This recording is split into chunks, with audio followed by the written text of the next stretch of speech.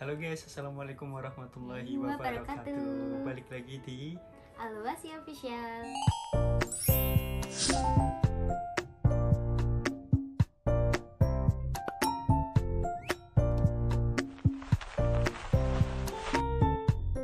Jadi di video kali ini kita mau berbagi pengalaman kita soal kita pergi ke Jepang. Yang mana sih sebenarnya kita nggak terlalu bisa ngasih tips atau apa segala macam soal perjepangan karena kita memang masih terlalu awam buat soal perjepangan ini. Cuman supaya membantu menjawab pertanyaan beberapa teman yang ada di Instagram, di TikTok, Di sama di YouTube juga. Ya buat berbagi aja lah sesuai dengan pengalaman kita gitu. Dan di sini kita udah ngelis beberapa pertanyaan-pertanyaan dari kalian baik di Instagram, di TikTok maupun di YouTube. Pertanyaan-pertanyaan yang kali ini kita jawab yaitu pure dengan pengalaman kita yang udah kita lewatin. Jadi misal ada kesalahan atau kok beda gini ya, mungkin perjalanan setiap orang itu beda-beda. Betul banget. Jadi kita mau nge-share yang sesuai dengan pengalaman kita gitu. Untuk yang pertama, cerita awal mula bisa tertarik dan bisa pergi ke Jepang bareng suami. Jadi mungkin ini aku yang jawab ya, karena kan dulu emang dari awalnya kan dari aku gitu. Jadi sebenarnya aku udah pernah bikin video guys pas lagi di karantina, pas pertama datang ke Jepang. Videonya ada di atas ini, langsung dilihat aja video yang sebelumnya. Tapi bakal aku ceritain lagi di sini lebih ringkasnya aja ya. Dulu intinya tuh sebenarnya aku tuh masih gak ada niatan ke Jepang, masih stay sama pekerjaan aku. Dulu juga masih fokus sama dunia perbidanannya, dulu masih di salah satu klinik di Sragen ya kan. Terus sampai akhirnya ada temen aku ya, temen dari kecil lah, terus itu nginfo, Ki ini ada lowongan ke Jepang nih, tapi programnya pasutri, pasangan suami istri. Nah dia kan belum nikah tuh, jadi dia ngelempar ke aku itu loh, nanyain barangkali tertarik mau ke Jepang. Sebenarnya sih waktu itu aku cuman baca aja, nggak aku langsung bales, soalnya mikirnya kan masih stay sama pekerjaannya. Cuman kok pikir-pikir kok orang-orang biasanya ke Jepang kan sendiri gitu, biasanya masih muda ke Jepang sendiri, kok ini bisa berdua, itu gimana ceritanya. Terus akhirnya tertarik gitu loh. Terus akhirnya aku datang meminta kontaknya dulu ke teman aku itu, dihubungilah sama sensei di SKB Klaten. Jadi dulu kita awalnya itu ikut LPK-nya sekaligus jawab pertanyaan kedua. Di bawah. LPK-nya itu lewat SKB Klaten. Untuk LPK-nya kita itu sebenarnya ada dua LPK. LPK yang pertama itu pokoknya yang kita belajar bahasa Jepang dasar, itu kita di LPK SKB Klaten yang ada di daerah Cawas.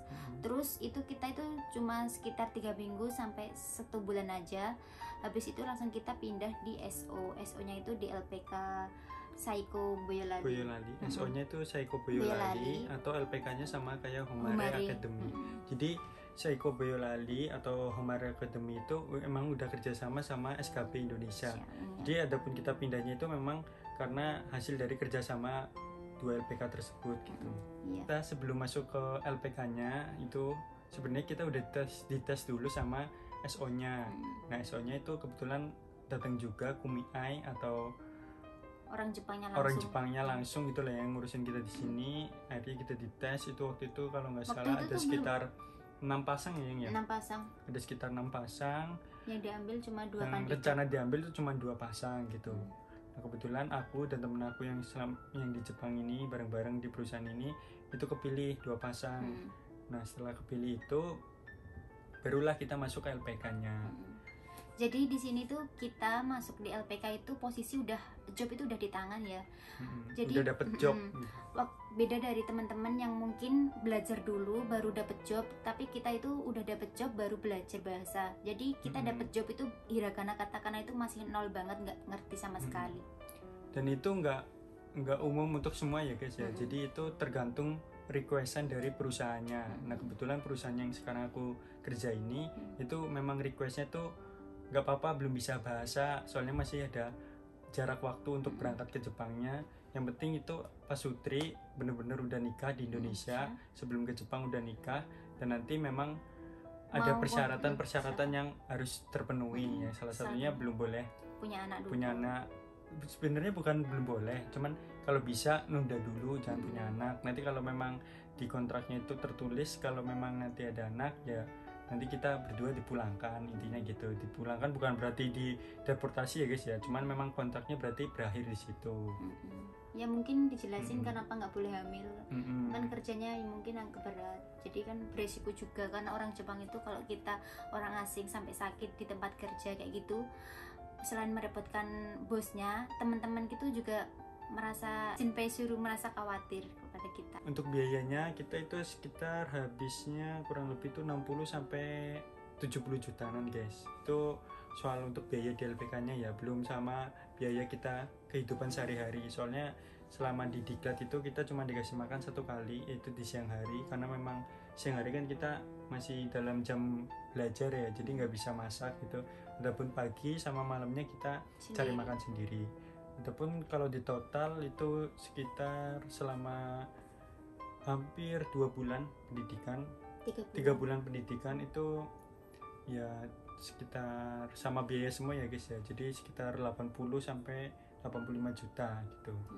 Itu udah termasuk kos, sudah termasuk bikin visa. Soalnya bikin visanya waktu itu kita beda guys, belum pas PCR, soalnya kan waktu itu kita pas corona, jadi kesana kesini harus ada PCR sama general check up gitu loh, cek kesehatan, medical check up. Terus berapa gaji di Jepang kak? Nah ini kalau gaji tergantung pekerjaannya ya guys ya, mungkin kan sering seliweran nih pada spill gaji nih, mungkin yang nggak tahu itu benar atau enggak, cuman kalau sesuai pengalaman kita yang di Jepang ini, yang di bagian makanan itu kita sekitar ya paling sedikitnya sekitar 13 jutaan sampai 17 juta guys, 1 orang ya. Itu udah gaji bersih Udah dipotong sama pajak, udah dipotong sama lain-lain lah, kayak pengeluaran listrik apa toh gitu. Kok bisa sih di Jepang seperusahaan berdua itu nanti pajaknya dipotong sendiri atau gimana? Nah ini kayak tadi yang barusan dijawab ya, jadi pajaknya dipotong sendiri, terus juga apa pun walaupun kita tinggalnya bareng juga dipotong sendiri, listrik juga dipotong sendiri. Jadi walaupun kita udah nikah, secara sosialnya tuh perusahaan tahu kita udah nikah, cuman secara pekerjaan di dalam perusahaan itu kita kayak sendiri-sendiri gitu loh guys. Hitungan sendiri-sendiri. Upahnya juga sendiri-sendiri gitu. Visanya magang atau Tokutegino kak? Nah untuk kita ini visanya magang ya guys ya, karena memang waktu itu dari awal itu dari perusahaannya mintanya peserta magang gitu. Nanti ada pun yang mungkin ada juga yang kesini karena Tokutegino berdua sama suami istri, itu juga ada ya guys, jadi nggak menutup kemungkinan. Apalagi sekarang ini kayaknya program magang dihapus ya, jadi banyak yang mau dihapus, nggak tahu udah fix apa belum, jadi banyak banget yang sekarang ambil visanya Tokutegino gitu. Jadi intinya kita berdua itu visanya sama ya, visanya tuh magang. Jadi mungkin kalau 3 tahun magang ini selesai bisa lanjut Tokutegino. Kalau mau lanjutnya. Ada juga yang tanya nih, kalau udah nikah bisa ke Jepang kan kak? Bisa banget. Jadi banyak juga sih yang di sini juga akhirnya nikah di Jepang gitu kan, juga ada. Sebenarnya perusahaan tuh nggak mempermasalahkan soal status kita mau nikah atau enggak sih. Umur berapa juga pun nggak dipermasalahin sih. Yang penting maksimal itu masih usia produktif lah, kayak 40 tahun atau 40 sampai 45 lah, maksimal 45 lah gitu. Yang penting masih produktif gitu, masih bisa bekerja. Kak nikahnya di Jepang atau di Indonesia? Nah kita tuh nikahnya di Indonesia ya guys ya. Jadi sebelum berangkat magang ini kita emang udah nikah gitu. Kebetulan untuk kontrak kita berdua ini pasangan, kenapa perusahaan kita ngambil pasangan suami istri, karena emang satu itu kita jujur, kita itu penempatannya di desa ya, di desa banget guys, bener, sampai nggak ada iki juga. Iya, nggak ada stasiun, nggak ada bis ya, bayangin aja. Kenapa kok mungkin dari kalian kayak aneh, kenapa pokoknya ambil kok pasutri gitu, karena kebanyakan dari senpe-senpe yang udah itu banyak yang nggak betah tinggal di sini. Jadi bosnya itu kayak inisiatif coba ambil yang pasangan suami istri gitu. Jadi ada plus minusnya, bisa berdua ke Jepang tapi penempatannya di desa. Mungkin tujuannya itu yang tadi kayak Delulu katain, biar biar bisa di sini tuh betah gitu walaupun di dalam desa. Nah bener-bener nggak ada stasiun, Iya, nggak ada bis, jadi nggak bisa kemana-mana kecuali dibantu sama temen. perusahaan sama temen. Meskipun kita apa pasangan suami istri itu di sini tuh kontraknya itu nggak boleh hamil dan nggak boleh ber-KB. Jadi kita itu, terutama aku itu pokoknya nggak boleh pakai KB apapun. Jadi Ya pure murni. pure murni. Jadi kalau misal kita udah kontrak, tanda tangan kontrak, tapi di tengah jalan kok ya qadarullah ada rezeki anak dikasih atau anak gitu ya, kita tuh dipulangkan gitu, ibarat kayak gitu. Ini kok bisa satu perusahaan Kak, gimana caranya? Aku juga pengen sama suami tapi takutnya nanti nggak sepabrik atau sedaerah. Nah jadi sepengalaman kita itu memang request dari perusahaannya guys. Jadi waktu itu kalau kalian kepengen ke Jepang ini seperusahaan atau sedaerah, kalian make sure dulu, yakinin dulu sama perusahaannya, sama jobnya itu memang bisa pasutri. Soalnya banyak kok guys perusahaan-perusahaan yang mau nerima pasutri gitu, masih ada lah yang sepengetahuan kita pun ada banyak. di sini banyak banget. Banyak kok. Tergantung kalian bisa pas dijumpain perusahaan itu atau enggak gitu. Biasanya kalau satu perusahaan gini pas di Mensetsu barengan, nah pas keterima semuanya jadilah satu perusahaan, semuanya begitu sih. Ada juga yang kayak gitu, kayak teman-teman kita gitu ya, yang mungkin jobnya sama gitu. Cuman kalau kita ini memang sebelum berangkat emang dicarinya udah nikah guys, yang udah punya kartu keluarga, kartu nikah gitu. Kak kerja di Jepang di bagian apa, terus kerjanya ngapain aja? Jadi kalau kita berdua itu kerjanya di manufaktur pengolahan makanan guys. Jadi kita kebetulan di pengolahan ikan salmon. Jadi pabrik kita itu pengolahan setengah jadi. Dari bahan mentah ke setengah jadi gitu, nggak langsung dikonsumsi. Nggak bisa langsung dikonsumsi gitu.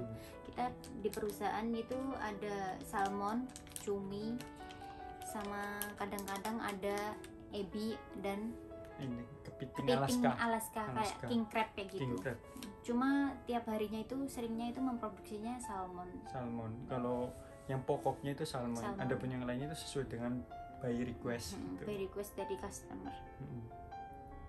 Jadi mungkin itu aja video kita kali ini. Mungkin ada beberapa pertanyaan yang belum kejawab, bisa langsung komentar aja di bawah. Soalnya kita baru pertama kali ini bikin video kayak gini. Masih canggung banget. Masih bingung lah mau ngomong apa. Mau ngomong apa. Jadi buat teman-teman yang udah nonton, mungkin ada pertanyaan yang belum kejawab, bisa langsung aja komentar di kolom komentar. Atau mungkin ada senpai-senpai yang nonton video ini bisa kasih masukan juga di kolom komentar. Terima kasih buat teman-teman yang udah nonton. Jangan lupa untuk support kita dengan cara subscribe, like, dan komen. Sampai jumpa di video selanjutnya. Wassalamualaikum warahmatullahi wabarakatuh.